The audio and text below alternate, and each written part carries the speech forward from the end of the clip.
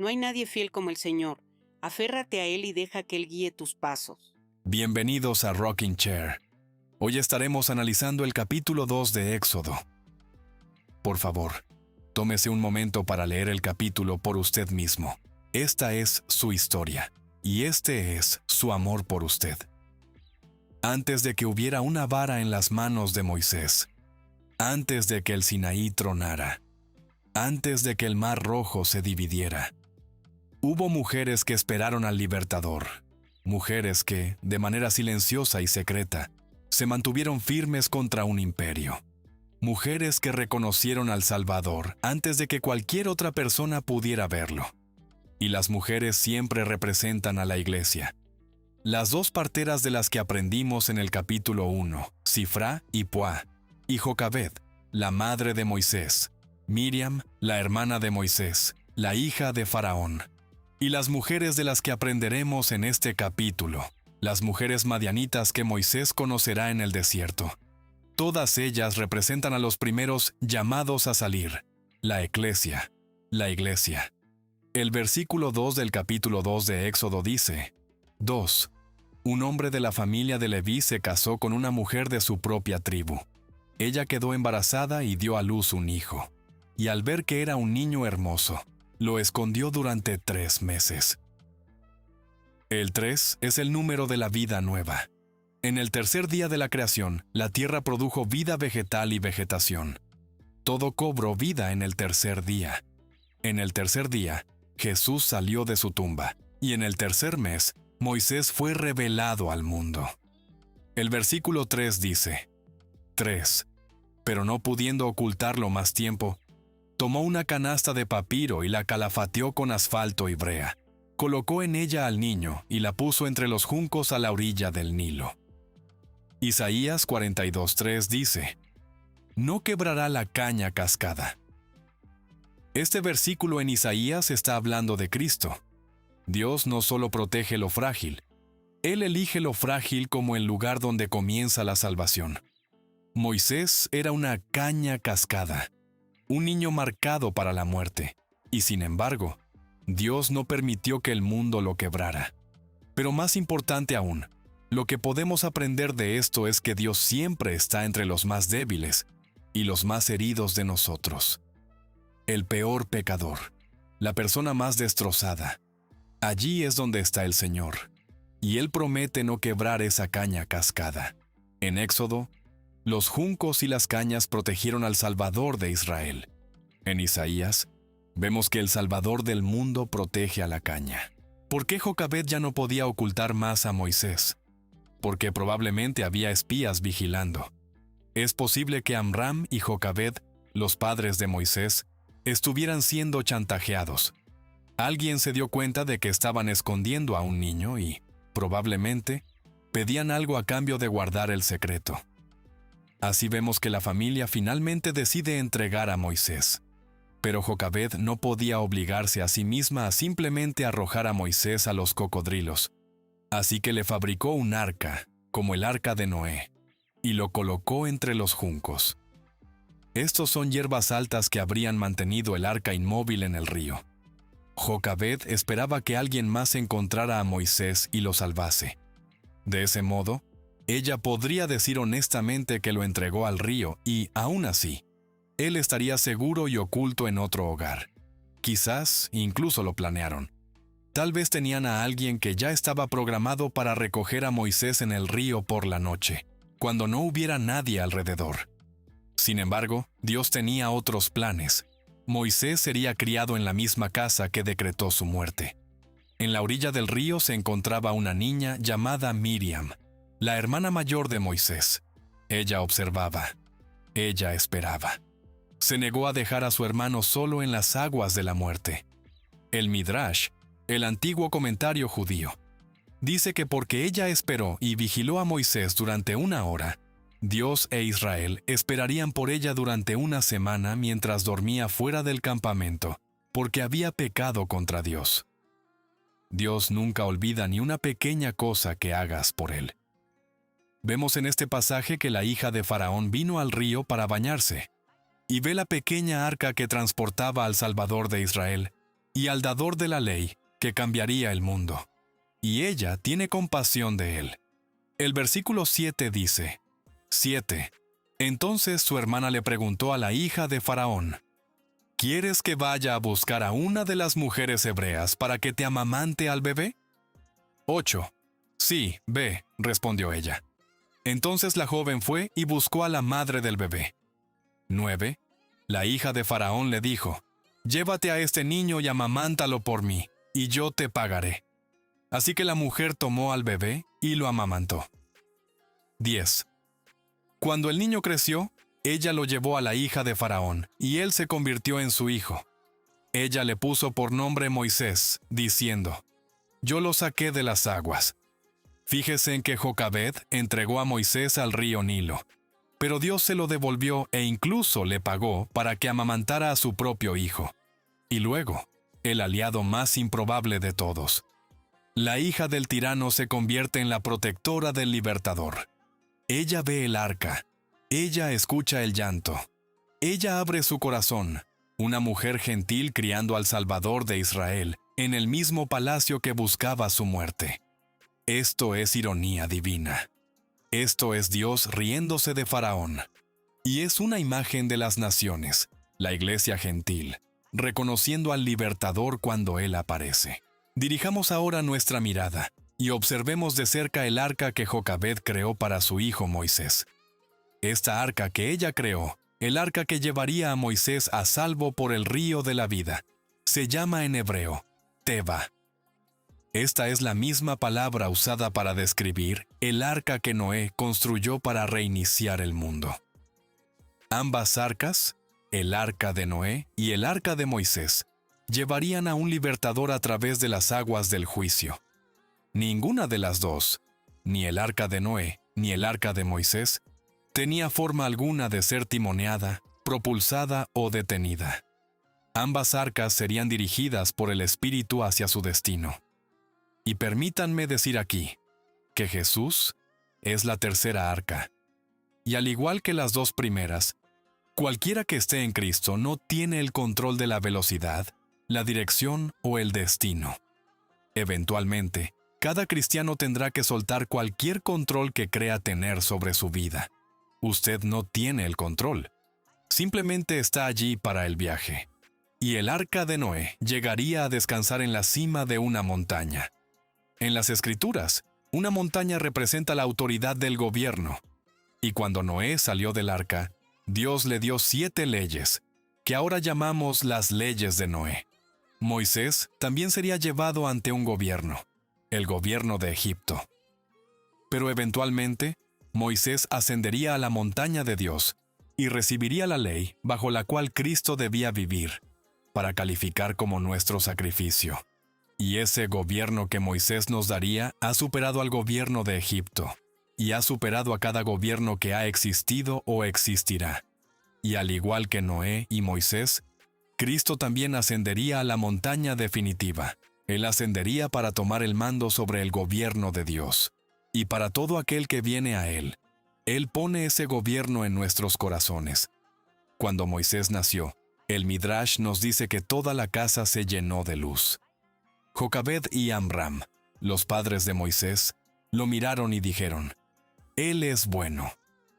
Esa palabra bueno es tov en hebreo. Es la misma palabra usada en Génesis cuando Dios vio la luz que había creado y dijo que era buena. Esto nos indica, a aquellos que prestamos mucha atención a lo que hay en las Escrituras, que Dios está haciendo algo nuevo en la tierra. Está creando de nuevo, algo nuevo. Y a Dios le encanta hacer cosas nuevas que nunca antes hemos visto. Hizo algo nuevo con Noé, hizo algo nuevo con Moisés, e hizo algo nuevo cuando vino a nosotros en el cuerpo, y luego puso su espíritu y su ley en nuestros corazones. Y hará algo nuevo otra vez cuando regrese a nosotros. No sabemos qué nombre le pusieron Amram y Jocabed a Moisés. Ellos no le dieron el nombre de Moisés. Fue la hija de Faraón quien lo hizo. Los rabinos dicen que Moisés tenía 10 nombres. Y eso tiene sentido porque Moisés nos daría los 10 mandamientos. Sin embargo, sea cual sea el nombre que sus padres hebreos le dieron, permanece oculto para nosotros. Dios lo llamó Moisés para honrar a la hija de Faraón que lo salvó del río. Esto es porque Dios es justo. Él recompensa y castiga sin hacer acepción de personas. Si haces lo correcto, Él te recompensará, incluso si no lo conoces. Y si haces lo incorrecto, Él te castigará incluso si eres su mejor amigo. Ahora sabemos que Moisés liberará a Israel de la esclavitud egipcia, y llegaremos a eso en el libro de Éxodo en las próximas semanas.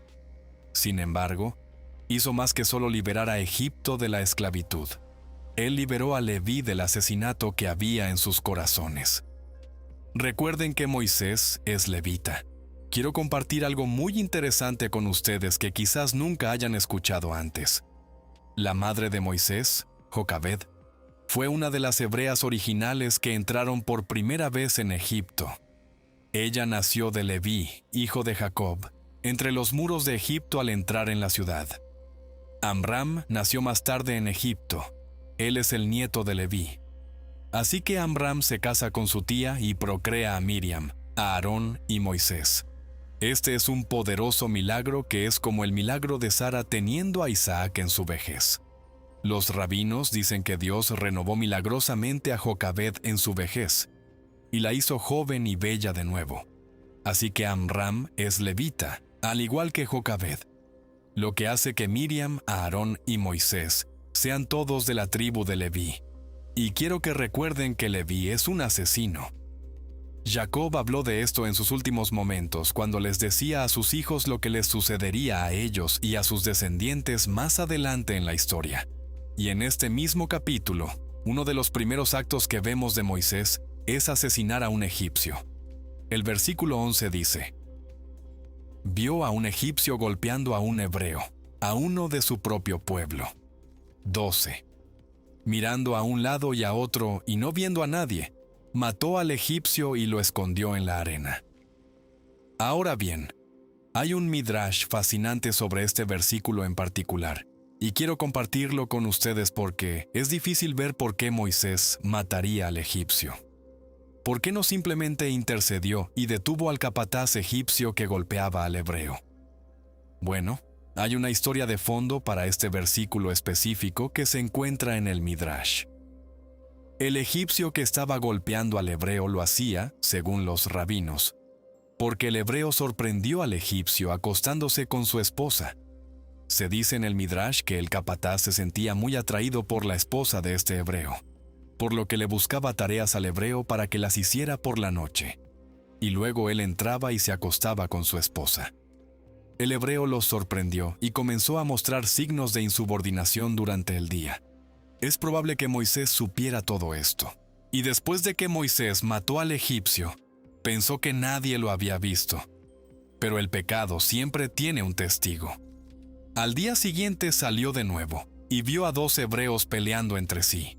Y Moisés, que acababa de defender a un hebreo de un egipcio, ahora intenta defender a un hebreo de otro hebreo. Pero el hombre que estaba en el error lo rechaza y le dice: ¿quién te ha puesto a ti por príncipe y juez sobre nosotros? ¿Piensas matarme como mataste al egipcio? Y en ese momento Moisés se da cuenta de que la cosa se ha descubierto. El secreto ha salido a la luz. Y Faraón se entera y busca matar a Moisés. El mismo palacio que lo crió, ahora lo rechaza. El mismo imperio que lo alimentó, ahora lo caza. Y Moisés huye. Y lo que les mostraré a medida que avancemos, no todo en este video, sino en los videos por venir, es cómo Dios cambia lentamente el corazón de un asesino, y cómo ese único asesino cambia el corazón de una tribu entera, la tribu de Leví. Moisés redimirá a la tribu de Leví y los hará estar en lugares santos, ofreciendo sacrificios a Dios. Cuando el crimen de Moisés es descubierto, él huye a Madián, un lugar fuera del alcance de Egipto, fuera del alcance de su pasado, fuera del alcance de todo lo que alguna vez conoció. Y se sienta junto a un pozo. Y una vez más, aparece el patrón de la iglesia, mujeres junto a un pozo. La Biblia dice que 7 hijas de un sacerdote gentil vinieron al pozo de aguas vivas, y Moisés tuvo que defenderlas de ser atacadas por pastores. ¿Por qué la Biblia incluye el número 7 para todas estas hijas de Jetro? Moisés solo se casa con una de ellas, porque las 7 hijas representan los 7 espíritus de Cristo que se encuentran en el libro de Apocalipsis. Esta es la plenitud del Espíritu Santo, y la Biblia nos está mostrando que aquí es donde Moisés cambiará. Aquí es donde Moisés será ungido. Los 7 espíritus de Cristo rodean al libertador y descansan sobre él. Este es el motivo de la mujer junto al pozo. Y cada vez que ves a una mujer junto a un pozo, estás viendo a la iglesia.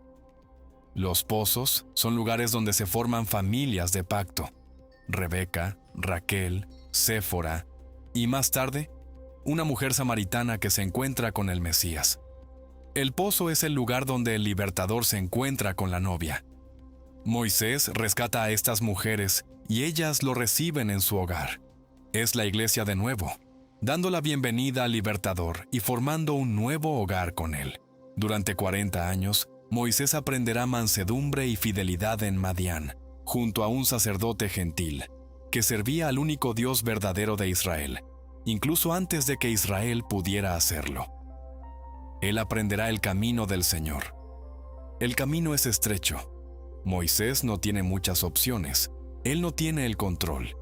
Aprenderá paciencia y cómo pastorear animales tercos, para que así pueda ser ascendido a pastorear al pueblo terco de Dios.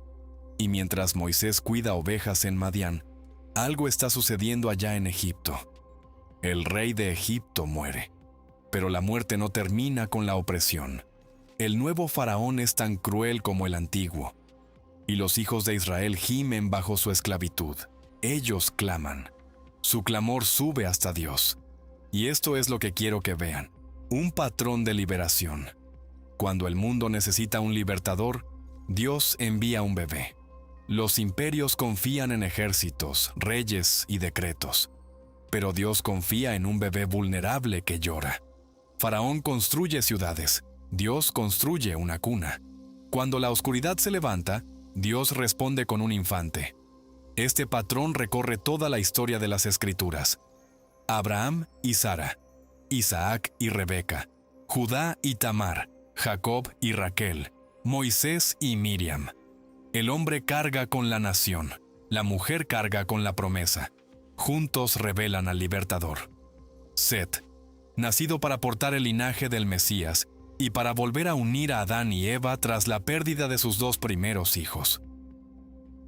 Noé, nacido para reiniciar la creación.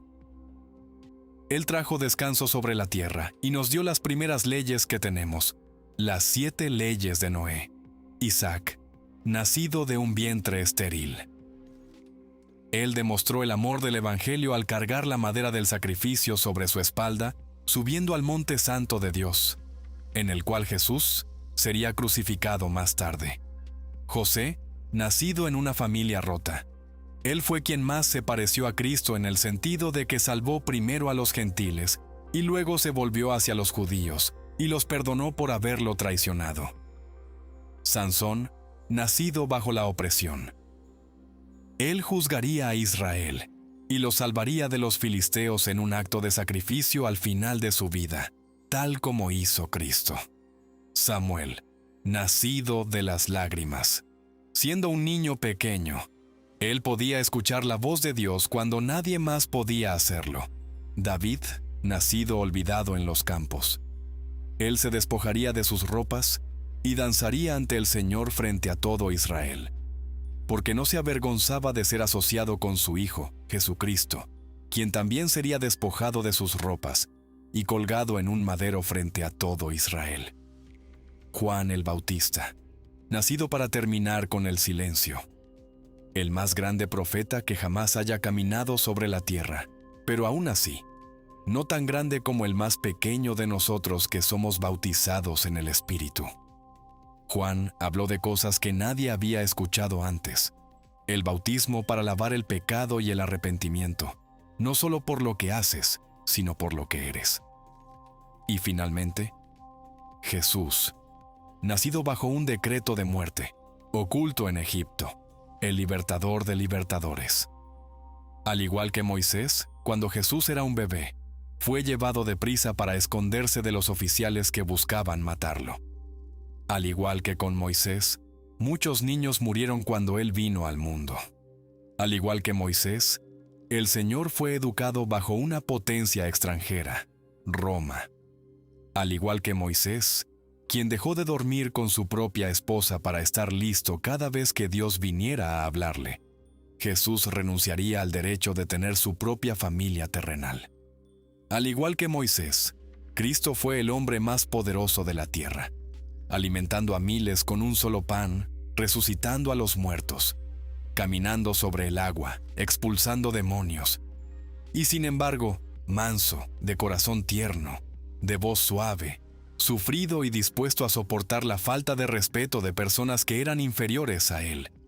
Y así, antes de que Moisés hable, antes de que confronte a Faraón, antes de que levante una vara, la historia es llevada por mujeres. Mujeres que protegen la simiente, mujeres que desafían al imperio, mujeres que esperan, observan, guardan y preparan hasta que el libertador se levanta. Y esto no es nuevo. Este es el patrón de Dios. Cuando el mundo necesita un libertador, Dios envía a un infante y levanta a mujeres para cargar con la promesa. Los hijos de Israel gimen bajo su esclavitud. Ellos claman. Su clamor sube hasta Dios. Y la Escritura dice 4 cosas, 4 verbos que revelan el corazón de Dios. Dios oyó. Dios se acordó. Dios miró. Y Dios conoció.